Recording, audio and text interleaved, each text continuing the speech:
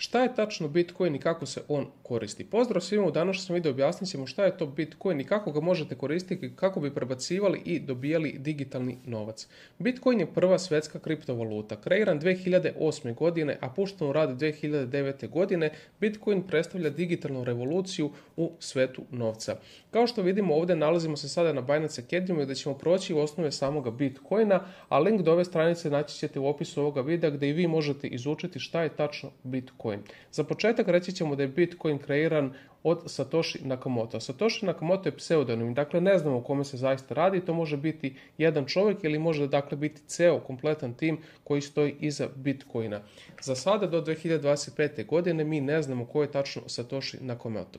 Što se tiče samoga Bitcoina, Bitcoin koristi blockchain tehnologiju kako bi verifikao svoje transakcije. Dakle, putem blockchain tehnologije verifikovane su transakcije samoga Bitcoina. A što se tiče decentralizacije, dakle Bitcoin niko ne kontroliše, Bitcoin nema iza sebe svetsku vladu ili banku ili neki globalni tim koji bi ga kontrolisao. Dakle, Bitcoin je open source, što znači da svako ima pristup samom Bitcoinu. Ovdje se sada nalazimo na web sajtu ViewsCoin gdje ćemo proći neke tačke osnova samoga Bitcoina. Prva tačka nam govori da je Bitcoin nemoguće falsifikovati ili napraviti inflaciju samoga Bitcoina. Bitcoin ima 21 milion samih coina, što znači da posle tih 21 milion nećemo imati više Bitcoina u opticaju. Sa obzirom da imamo svetske vlade koje mogu da stvore novi dolar ili novi euro kako oni žele, u Bitcoinu je ovo zaista nemoguće. Dakle, imamo 21 milion Bitcoina i nakon toga moći ćemo da koristimo samo tih 21 milion. Nećemo moći da pravimo nove Bitcoine. Druga tačka nam govori opet da Bitcoin možemo koristiti kako bi slali novac ili primali novac od bilo koga, bilo gde u svijetu. Ukoliko se nalazite na Balkanu i želite da pošaljete novac nekome ko u Americi, Rusiji i Africi, to možete uraditi putem nekoliko minuta sa samim Bitcoinom.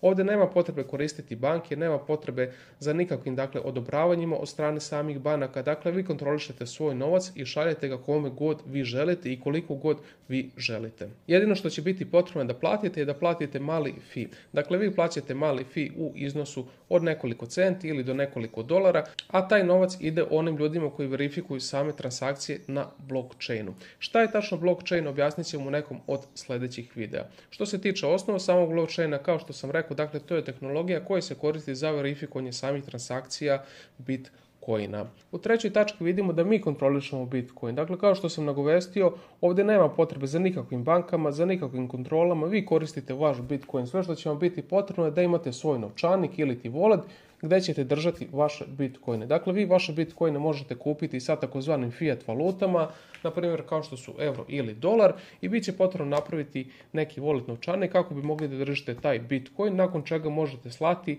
bez ikakvih velikih odobravanja i velikih procesa sam Bitcoin.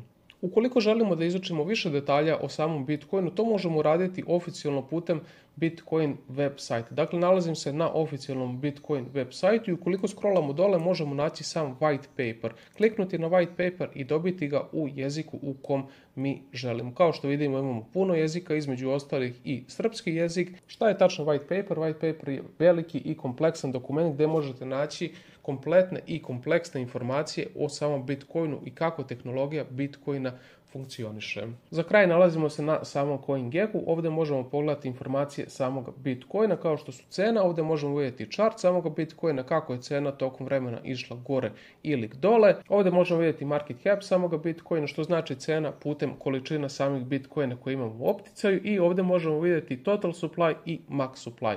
Kao što sam napomenuo pre u videu, dakle max supply je 21 milion Bitcoina. Posle toga nećemo imati više Bitcoina u opticaju, a total supply je količina Bitcoina koja nam je trenutno raspoloživa. Dakle, radi se o 19.850.000 Bitcoina. Kako se dobijaju novi Bitcoini? Oni se dobijaju putem Proof of Work koncepta, dakle to je koncept gdje se radi takozvano rudarenje samoga Bitcoina. Šta je tačno rudarenje? Mi ćemo objasniti od nekim od budućih videa, međutim siguran sam da ste čuli pre za rudarenje. Svako može biti rudar i rudariti Bitcoin, a za uzvrat dobiti nagrade u samom Bitcoinu. Kao što vidimo ovdje na samom CoinGecku imamo Proof of Work, možete iščitati šta je tačno Proof of Work i kako on radi na samom Bitcoinu. Evo, dakle, ovo su osnove samoga Bitcoina koje je potrebno da znate, a njihov oficijalni web sajt ćete naći u linku opisa ovoga videa, kao i link do Binance Academy gdje možete pogledati video šta je tačno Bitcoin i gdje možete iščitati ovaj artikal i upoznati se podrobnije sa samim osnovima Bitcoina. Kao što vidimo sa desne strane, ovdje možemo tačno naučiti šta je Bitcoin, ko je napravio Bitcoin, ko je tačno Satoshi Nakamoto. Dakle, informacije koje smo mi već prešli u ovom videu. Međutim, ukoliko želite podrobnije informacije, ovo je odličan artikal koji preporučujem svima da pročitaju i da se dakle upoznaju sa samim Bitcoinom.